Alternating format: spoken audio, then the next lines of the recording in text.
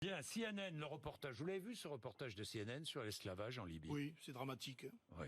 Mais je veux dire, c'est pas qu'en Libye, à mon avis. Oui. Mais M. Bourdet, on le sait depuis longtemps.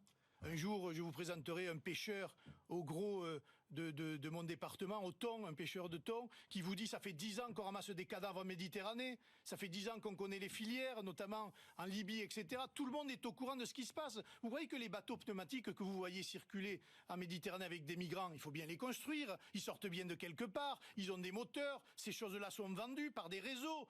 L'armée française, la France est au courant. Pourquoi on ne fait rien? On est allé intervenir à Benghazi, paraît-il, pour empêcher un bain de sang. Aujourd'hui, nous avons le bain de sang et un esclavagisme moderne par rapport à l'Afrique dont personne ne parle. L'esclavagisme moderne, il n'y a pas d'esclavagisme moderne, il y a un esclavagime. Voilà, tout simplement. Sans compter le soutien des gouvernements français à des dictateurs africains qui permettent précisément la misère de leur peuple et qui les poussent à l'immigration. Et ça, on doit en sortir rapidement. Vous avez tout un tas de pays comme ça. Je pense au Congo-Brazzaville, par exemple, qui est on va dire, une semi-dictature aujourd'hui.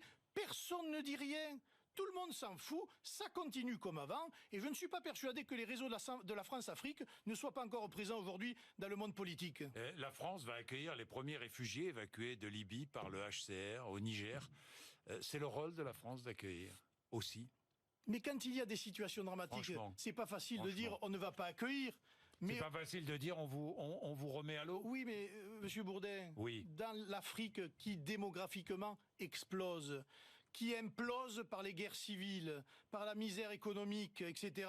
Mais nous avons alors vocation à recueillir des centaines de millions de personnes à l'avenir. À un moment donné, il faut être cohérent. Soit on veut stopper l'immigration et on fait un vrai co-développement avec l'Afrique, et on y met les moyens, et on arrête de soutenir un certain nombre de dictatures, soit on ne le fait pas, eh bien on subira, et nous serons submergés. Voilà la vérité. Merci Louis Alliot d'être venu nous voir. Merci. Il est 8h55, RMC et BFM TV.